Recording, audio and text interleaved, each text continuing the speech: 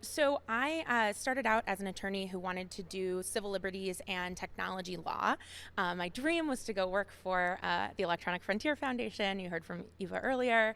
And I got really interested in cryptocurrency back in 2015, specifically because of the ability of cryptocurrency to import the anonymity and privacy protections of cash into the online world. So I thought it was this really interesting technology that had a lot of civil liberties implications.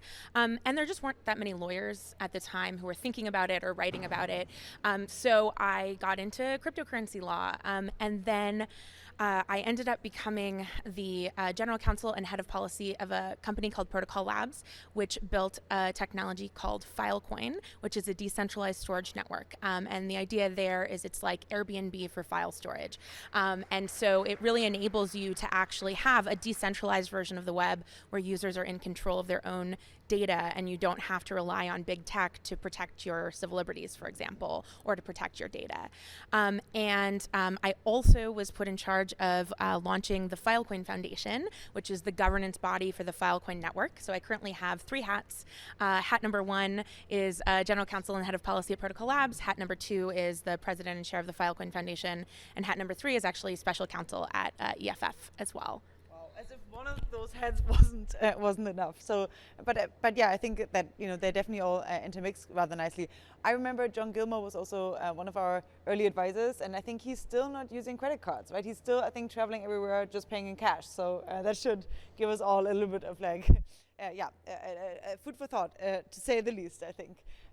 Okay, wonderful. So we have a bit of an idea of like where you ended up, where you currently are. I think one thing that's really interesting in the chapter, for example, on genetic takeover, where we discuss a bit like how can we be moving from the world that we currently are in into a world that is perhaps a bit more cryptography enabled and like has a bit more of the cryptography technologies that we discussed throughout the day.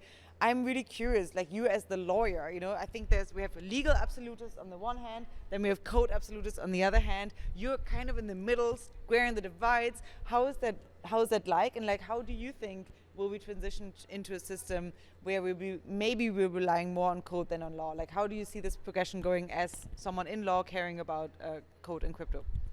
Yeah, absolutely. So, what I would say about this session is called Code and Law. And I think one of the things that's really interesting about being particularly in the cryptocurrency space at this moment in time is, there's been a lot of work on the question of, code being speech and First Amendment protections for code. That's all fine and good when you're talking about encryption, right? We won the crypto wars when you're talking about encryption, right? And when you're talking about things like Tor, at least in the United States. But as soon as you get into financial transactions, this is really where we're seeing the rubber hit the road on is code actually protected speech in the United States, right? And also, does coding lead to liability even outside the United States? I think we're at this really interesting moment in time because what has happened is we, for some reason as a society, have come to accept that our financial transactions can be surveilled, right? It's just sort of normal for us that banks turn over information about financial transactions to the government by default without a warrant en masse. That's been going on for decades under the Bank Secrecy Act and other related laws. And we sort of think of that as like totally normal. Yeah, of course the banks turn over information about our financial transactions to the government. The government can learn about our financial transactions. That's normal. I don't think it's normal, and I actually think it's quite problematic. And so what has happened is, at this moment in time, we're seeing governments actually expanding the mass surveillance of the traditional banking system onto cryptocurrency. And obviously the whole point of cryptocurrency is, the real ethos behind it is that it can enable private transactions, that it can protect civil liberties, right? And so there's this really interesting inflection point where now there is actually a group that is pushing back on the government for that financial surveillance that we have just sort of thrown our hands up about in the traditional banking system. And so the rubber is really hitting the road right now, where we're seeing things like in the example of the recent Tornado Cash issue, entire protocols being found to be illegal by a government agency, Americans being prohibited from actually interacting with that code and that protocol, and developers of that code being arrested abroad. And so it's a really interesting moment in time where I think that people far beyond cryptocurrency, I think if you care about encryption, if you care about the ability to communicate anonymously, you should care about the anonymity of financial transactions, because the same arguments that are being used against things like Tornado Cash, against anonymous financial transactions, those are the same arguments we've heard being made against encryption, being made against Tor. And so you should really, I think, care about this even beyond the cryptocurrency space. Yep, absolutely. I think maybe, Eva already pointed out a few potential, risky scenarios that at least we're kind of moving inward with nation state spyware. And I'd love to know a little bit from you, on the general kind of code versus law kind of impasse. What is a bad future? What is currently on the line? What do you think we should really be kind of moving away from, fighting against, however you want to call it, outcompete? What's there to really worry about? What should be on top of our minds that maybe isn't yet? Yeah, absolutely. So unfortunately, I do think we are sort of on the trajectory towards the bad future, which is not as hopeful as maybe we're supposed to be. But for me, the future that we're really living right now is a future in which basically all transactions can be surveilled by the government, and in fact are surveilled by the government by default. And what we're seeing is the government actually taking that and extending it far beyond just transactions that are happening through intermediaries. And I think that there are all sorts of paths from here, where on how we get from here to the even more dystopian future. One is, just to state the obvious, what we saw with Tornado Cash is this idea that an entire protocol can get added to a sanctions list, and Americans are not allowed to interact with that, and that developers can actually get arrested for writing code, for contributing to an open source project.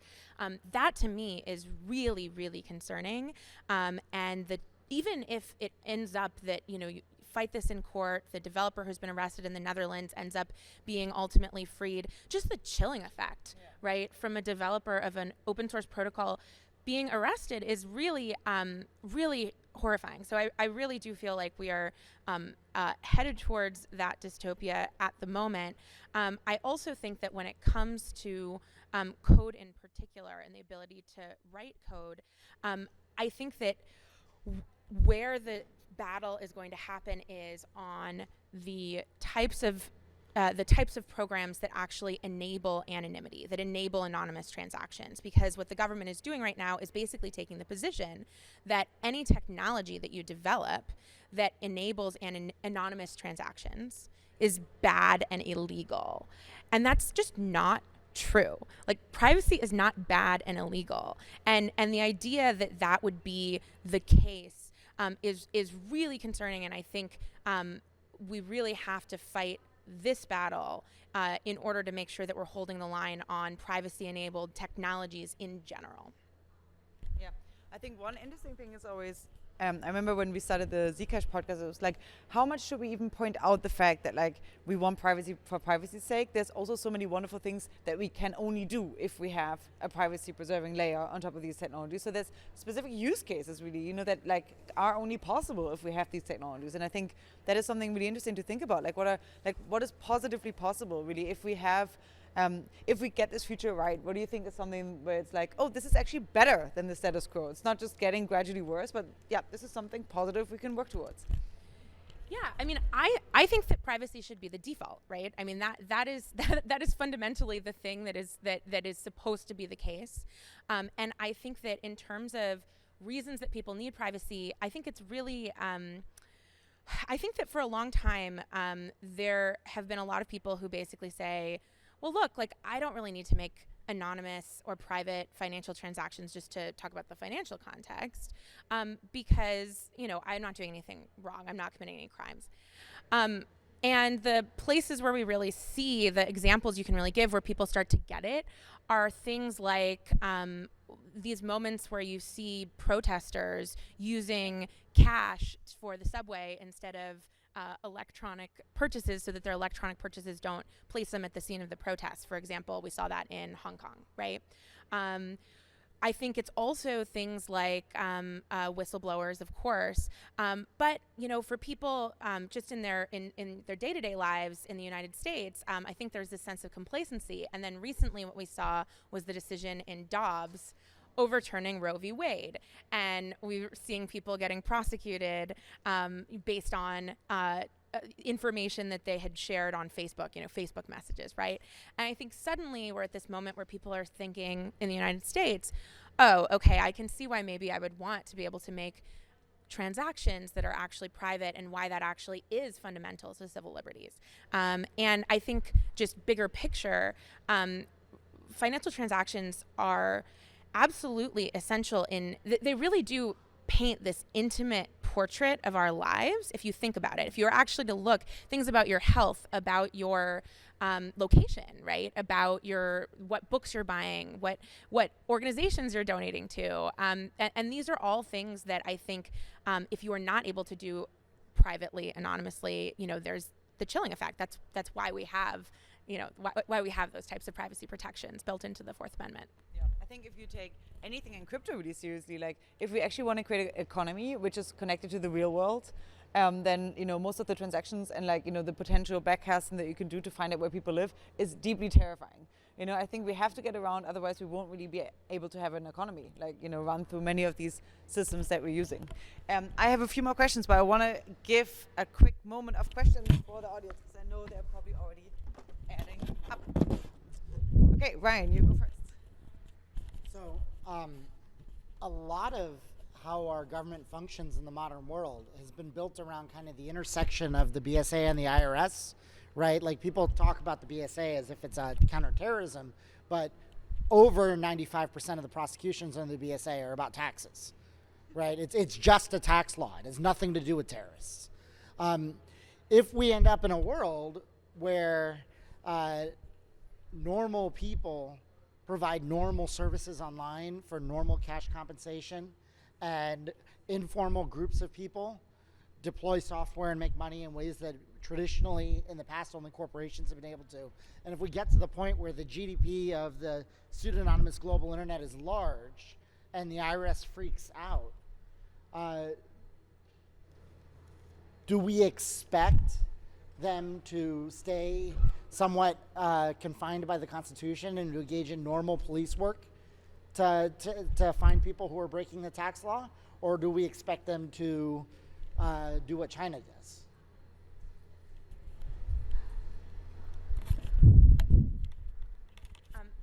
These are such great points. I first love your point about this idea that a lot of this actually a lot of the surveillance that happens is actually driven by the IRS. And so just to start with that, I completely agree with you. And one of the places we really saw this was the middle of last year. There was this big infrastructure bill that was passed, and it was this giant omnibus bill. And buried in there was one provision that was actually amending the tax code. And this was Section 6050I of the tax code. And what had happened was the drafters of this giant omnibus infrastructure bill had said, well, how are we going to pay for this bill, right? You have to have a pay for section of a giant bill. And they sort of came up with this random number of some number of billions of dollars and said, oh, if we add additional surveillance on cryptocurrency, then we will be able to recoup X number of billions of dollars. And so they actually put in the pay for section of the bill a cryptocurrency surveillance provision that basically amended the tax code and actually said, okay, we're going to actually require that when you have transactions over a certain amount, it doesn't matter if it's Marta paying Allison or we will have to have those transactions. Allison's going to have to fill out a form and tell the government that Marta gave her $10,000 in cryptocurrency. I think that that is an example of where really absolutely are 100% right that a lot of this is really tax driven. I think it's absurd that they pulled a number out of thin air and then added that to the infrastructure bill, and there was a huge fight about it, which we lost. And that infrastructure bill will actually go into effect.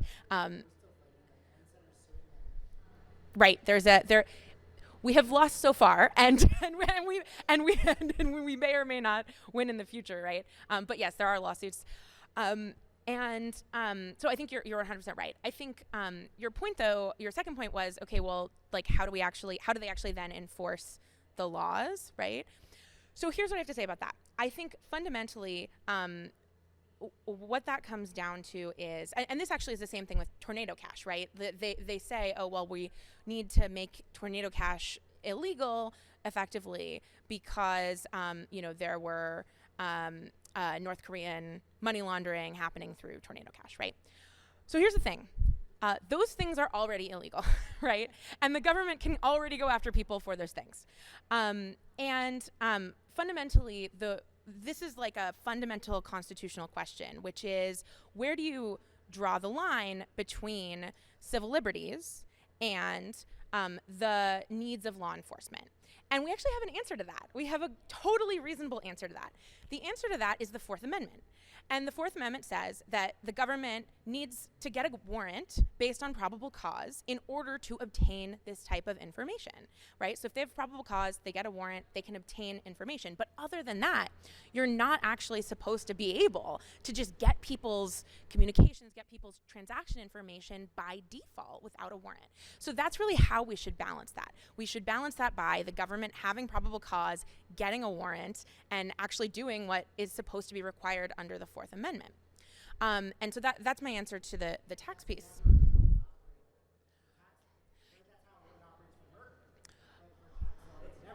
So that's how it operates for everything. The government, including the IRS, is not supposed to be able to get your information without probable cause and a warrant, but they do.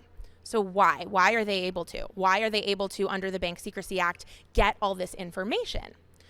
The answer is this thing called the third-party doctrine. So the third-party doctrine is the idea that if you have given your information to a third party, then you have lost your reasonable expectation of privacy in that information, right? And so this, the case that relates to financial transactions, US v. Miller, was from the 1970s. And so it was this question about the Bank Secrecy Act. And it was, is the Bank Secrecy Act unconstitutional under the Fourth Amendment? And the Supreme Court at the time said no, because basically what was happening is banks were turning over information to the government without a warrant. And they said that's fine because you provided that information to a bank and to a third party. Now, that was all fine and good in the 1970s, right? If you think about the amount of information people were providing to third parties in the 1970s, it's not that much. But fast forward to today, all of us right now at this very moment are pinging out signals to third parties at a rate that is absolutely unfathomable. Each and every one of us. If you have a phone in your pocket, right, there's location data going to the cell phone towers, right? You've got, God knows who's tracking you. You've got Facebook on your phone. You've got Apple. You've got Google, right? Google has access to all of your emails. You have, under the third-party doctrine, you have no reasonable expectation of privacy for any of this. And that is why the government is able to get that information without a warrant. So in my view, this is unconstitutional. And in my view, I believe that if this issue were actually taken up to the Supreme Court now, you might actually get a different answer than we got in US v. Miller in the 1970s. So the reason for that is, in recent cases, there have been challenges to the third-party doctrine in other contexts. So things like things like location data. And what the Supreme Court has said in those cases is, look, back decades ago, the amount of information that you were actually handing over to third parties was not that much. And when you compare it to today, when you look at the records you give to third parties, you are actually giving an intimate portrait into your life, right? And so I think the Supreme Court has been chipping away at the third-party doctrine, and I do believe that the financial surveillance that we're seeing that is enabled by the third-party doctrine is unconstitutional. And if this were taken up to the Supreme Court, I think there's a good chance that the Supreme Court would actually agree. Wow. Okay, nice, very actionable. Questions, comments? Hey, I think Filecoin is such a great project, and yes, I just wonder when it comes to privacy. So how does privacy interact with data sovereignty and like distributed data storage on Filecoin? And yeah, what are the plans? What plans does Filecoin or IPFS have to make their system a more private one? Absolutely. So Filecoin and IPFS are technologies built by Protocol Labs, and Filecoin Foundation does the governance for the Filecoin network. So Filecoin is, you can really think of it as sort of a base layer. And what happens is we actually have hundreds and hundreds of companies and developers out there who are building applications on top of Filecoin. And so what will happen is a lot of what's happening is not happening directly at the protocol layer, but you'll have sort of the application layer, which is where you see the more privacy and encryption coming in. And for us, I think that the way that we think big picture about this idea of data sovereignty is, you can sort of think about today's world as one in which we really live our lives through a handful of corporations, right? And we're going to Google, but and Facebook, but then when you actually go down a layer to the storage layer, if you go to a website, almost always that information is being retrieved from one of three companies, either AWS, Google, or Microsoft. That's basically always where the data is being retrieved from. So when you actually think about where your data is being stored, it's really stored by only three companies. And what we'll often see is an outage on AWS, for example, and just vast swaths of the web go down for hours, right? Which is sort of crazy to think about in today's world. So we really believe that you can build a much better version of the internet if what you do instead is combine the computing power and data storage of many different devices around the world into, you can think of it like a supercomputer-like network, right? So that data is actually stored in many different places all over the world with lots of different backups everywhere. And that way the availability of information isn't dependent on any one server or company. And we really think that that can create an alternative to big tech where users are more in control of their data and where data really isn't dependent on one particular server or one particular company. Nice. That was a great explanation. Okay, in the back. Marta, so super interesting about the the third-party doctrine. Like that was really insightful. What happens when you switch things to the context of people now being able to sell their data and actually earn like remuneration off of that? How does that change the legalities with like regards to that third-party doctrine and with regards to then like that's obviously explicit consent? Like how does being directly paid for giving your data change things?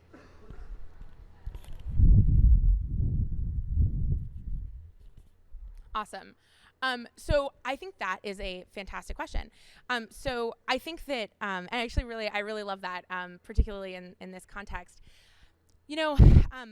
So the third-party doctrine is really about when does the government get your data, right? When can the government get your data? Under the current regime, right, the third-party doctrine exists, and so the government can get your data always. And your question is really like, okay, is there a world in which we have a different regime in which the government can get your data, in which we've chipped away at the third-party doctrine, but if you've actually been paid for your data, then the government can get it? I think it's a really interesting idea. I would advocate, if it ever came to that, I would advocate strongly against it, because I think the idea that, I think there's this idea that, we are all being compensated for our data in various ways that could potentially be used to sort of bring back the third-party doctrine in that way. I think it's a really interesting question, and I would love it if we had made enough progress for that to be relevant. And I hope one day we will. And it's a really great idea. The existential hope scenario. Yes, exactly. Okay, here. So thinking about freedom to transact and freedom from surveillance from large governments, there are two extreme ends of the spectrum. One is the government knows every single possible thing you could do, and the second one is there's zero oversight from the government.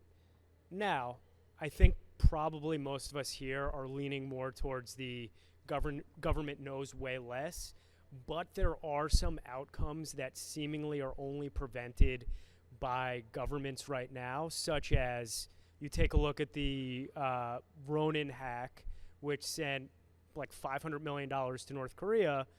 What if that results in North Korea enriching, I forget if it's uranium or plutonium, and shooting a nuke and blowing up San Francisco?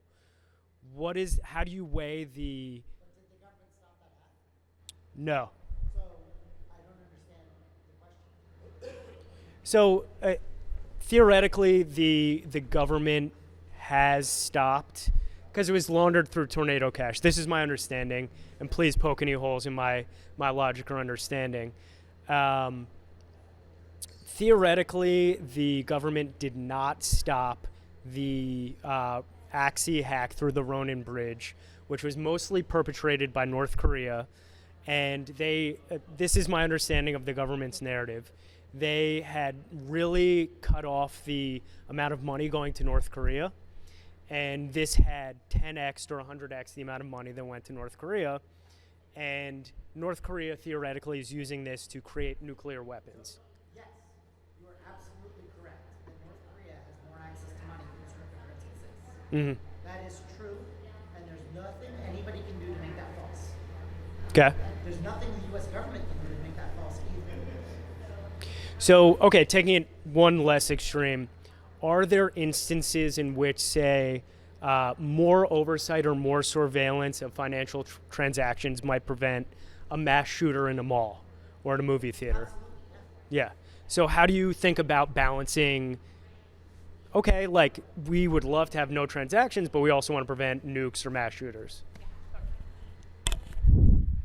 Totally. So look, totally to your point, I think if we had little cameras that followed us around every day and recorded everything we did, we would probably prevent 100% of crime, or whatever, a large percentage of crime, right? Or at least catch criminals 100% of the time, or some large percentage of the time. The way that we balance that in the U.S. is with the Fourth Amendment, is this idea that, like, okay, if you want to go get information, that's totally fine, just get a warrant. And getting a warrant is, you have to show probable cause, but, it's not this impossible thing, right? So I really think that where do you draw the line in making the balance? Because you're right, it's absolutely a balancing act between, do we want to catch 99.999% of criminals, or do we want to have civil liberties, right? The place that the Constitution says we draw that line is that law enforcement have to go and get a warrant. And my favorite EFF sticker says come back with a warrant, and it's also a doormat, and it was my computer background for a while. Okay, thank you so much. I think we're now on time. I do want to leave us with a quote that we have in the introduction to the book, which is Mark's, from Mark Miller, who was there yesterday, but his involvement in the field of cryptography. So basically, in the interview, we say, cryptography has a long, fascinating history, but here we follow a particular thread beginning in August 1977 with the publication of Martin Gardner's Mathematical Games column in Scientific American.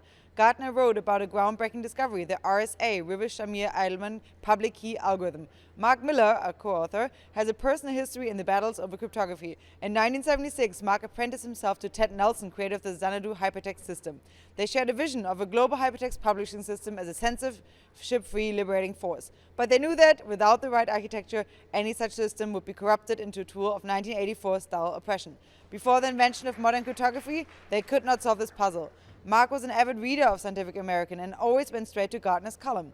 After reading about the RSA discovery, he called Ted at an ungodly hour and joyously proclaimed, "Ted, we can prevent the Ministry of Truth." They immediately set out to get a copy of the RSA publication. In those days, you could not simply download scientific publications. Instead, they mailed a request for a copy and waited. Nothing arrived. The US intelligence community had suppressed publication to preserve their ability to spy on all conversations. Mark decided to take action. His mission began with a trip to the MIT campus.